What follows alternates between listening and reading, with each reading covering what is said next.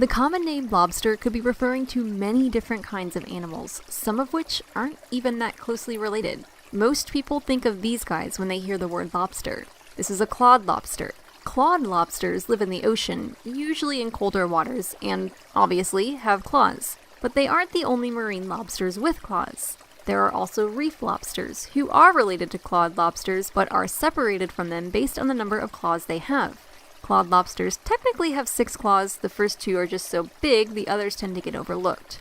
Then there are crayfish, or crawdads, or whatever you want to call them, because apparently they have about a bajillion common names. They aren't really lobsters at all, though I guess you could argue they're freshwater lobsters. Crayfish, an animal we don't commonly call lobster, are more closely related to clawed lobsters than some other animals we do commonly call lobster. Confused yet? Just wait, there's more. Then we have spiny lobsters, who could more or less pass off as lobsters without claws. I've even heard some people guess that spiny lobsters are female lobsters. Technically speaking, they're not wrong because there are female spiny lobsters, but they're also completely wrong. I mean, come on. Look at this sexy lady. We're still not finished yet, either. There are also slipper lobsters who barely get a pass as a lobster, but if you squint your eyes, you can kind of see it.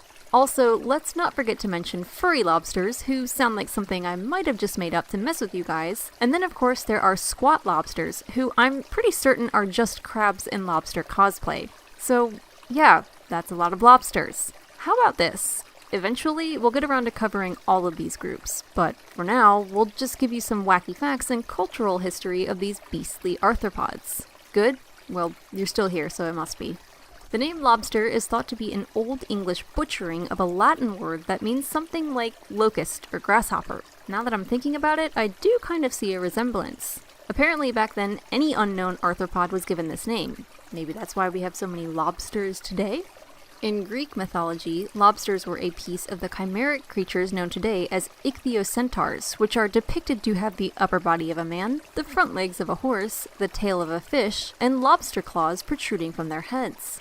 In some versions of the Kraken's tale, this fabled beast of the deep is shown as a giant lobster. And in Disney's Atlantis, The Lost Empire, another ancient creature, the Leviathan, takes the form of a lobster. In Costa Rica, amulets that resemble lobsters have been found, their meaning possibly concerning the high-ranking socioeconomic status of those that don them. In modern times, lobsters take the stage as a top-tier culinary dish accorded to us by the gods on high.